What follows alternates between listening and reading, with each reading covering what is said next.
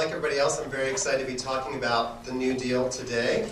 As historians are once again asked what we think about the past, and to provide a usable past, perhaps presentism is no longer a dirty word, at least in the larger world. I was asked to talk about recent historiographical works on the history of consumption during the New Deal, and I guess I'm just kind of like a crib sheet for you all.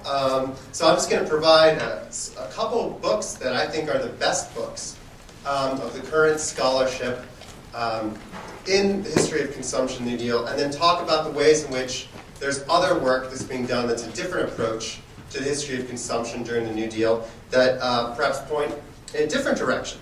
Because as we consider the New Deal, we can't help but consider consumption. Consumption has always been at the center of the historiographic questions we ask about the New Deal. The idea of underconsumption, the idea of how does the economy fall apart and how do we put it back together. And in some level, it's a question of control. It's a question of how we control consumption. How does consumption operate in the economy, and what does it mean? Now, this idea of meaning has been the most answered question about consumption in the New Deal. And indeed, in the history of consumption in America, we often focus on the meanings of citizenship, on the meanings, these larger, more high-level political and cultural meanings.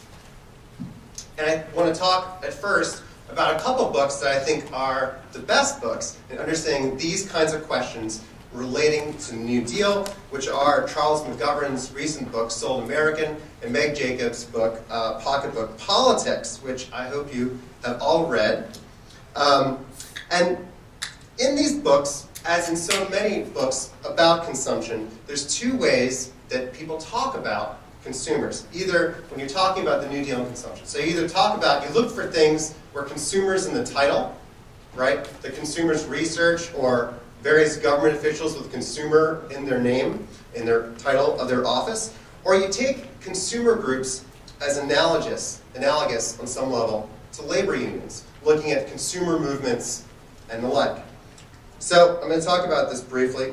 Now, Charles McGovern's book, Sold American, I think is the logical synthetic limit of many of these kinds of questions on the consumer movement and on advertising. And many of the critiques people make of the history of consumption is that we talk too much about pretty pictures, right? You're like, oh, another picture of another advertising. Thank you.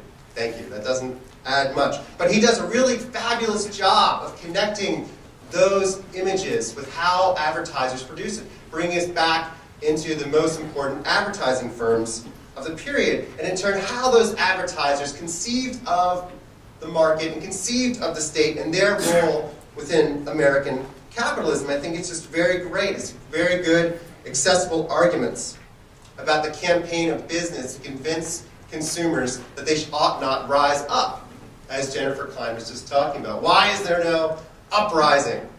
Because, as many of these advertisers pointed out, it's very systematically trying to convince Americans, even humble laborers, that they were capitalists if they owned anything. If they owned a washing machine or a car, you were a capitalist. Containing this kind of vision. And this was the best defense of capitalism, they believed, advertising.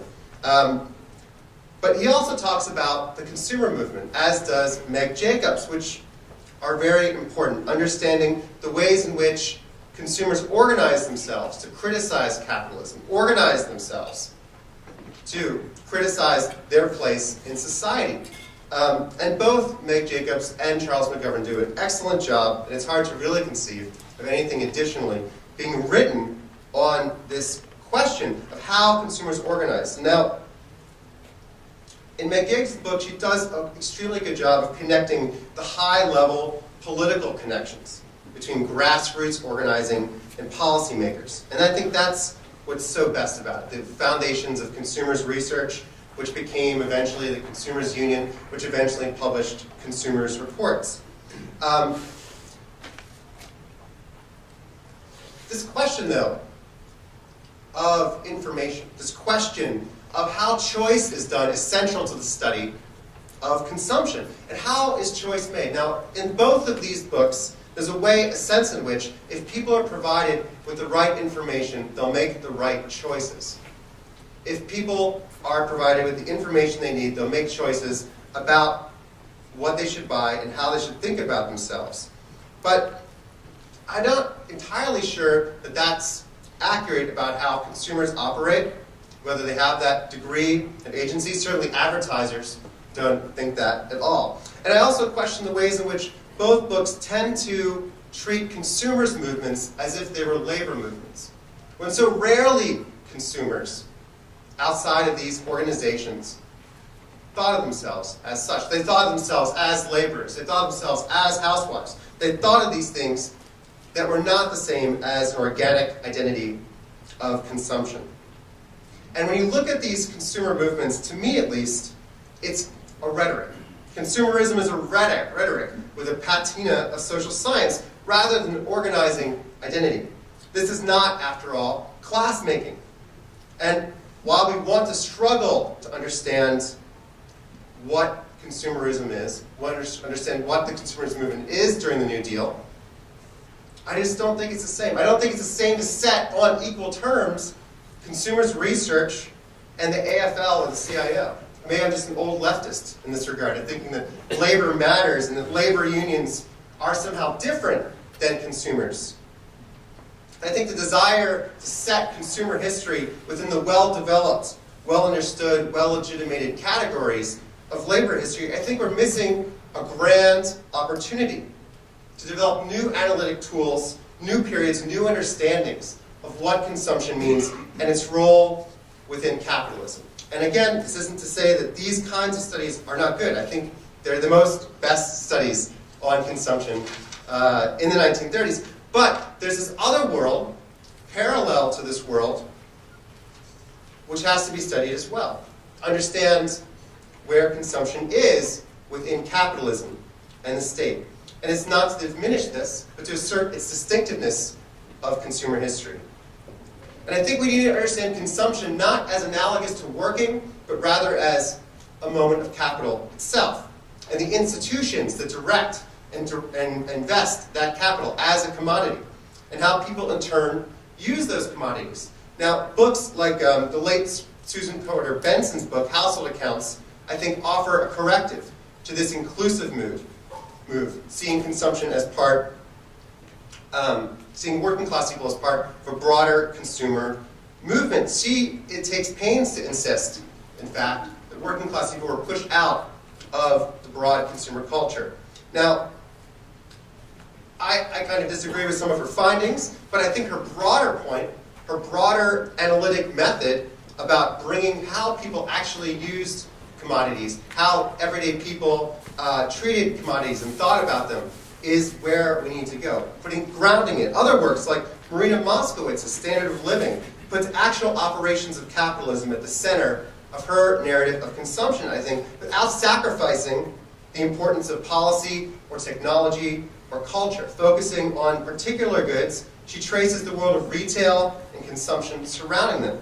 It need not be one or the other. We need neither have culture or business. These things can come together. You can connect intellectual ideas with consumer practices. We need to put the practice of consumption, both as on the selling and the receiving end, back at the center of our story, back at the center of our history of capitalism. And this idea of consumption as a proxy for things which we consider more important, like citizenship, ethnicity, race, or class culture, I don't think you can understand how consumption is working without putting consumption back at the center of it, treating it just simply as something in and of itself, and then seeing how through this kind of experience other things reshape that basic business practice within capitalism. And speaking about capitalism, I don't think in so many of the histories of consumption it's treated as something outside, something that we understand. And I for one, think we clearly don't understand how capitalism works. Look at the world around us today. It's falling apart. We have no idea how capitalism works. We have some ideas, but it's not the clean profit machine that we all take it to be.